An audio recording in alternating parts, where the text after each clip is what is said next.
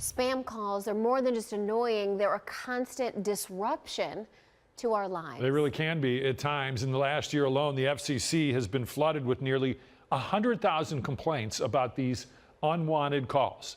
19 investigator Gabby Hart has been digging into the data to find out how Ohio compares to other states. Gabby. That is right. They can be pretty annoying when you get these calls, and our state is definitely feeling the impact. We ranked pretty high among those targeted by spam calls, but the truth is that no state has really been completely spared from being bombarded with these unwanted phone calls. A new study reveals that over the past year, the FCC received more than 97,000 complaints about spam calls. California, Texas, and Florida took the top 3 spots for the highest number of spam calls reported. Then you have Illinois, New York, and to put these numbers into context, these states do have the highest populations in the United States.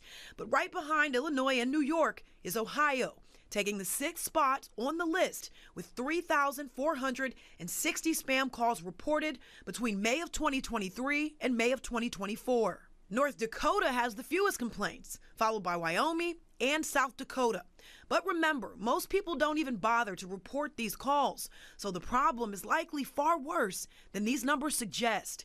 And the consequences aren't just being annoyed by the calls. Scammers are using these calls to steal money and personal information.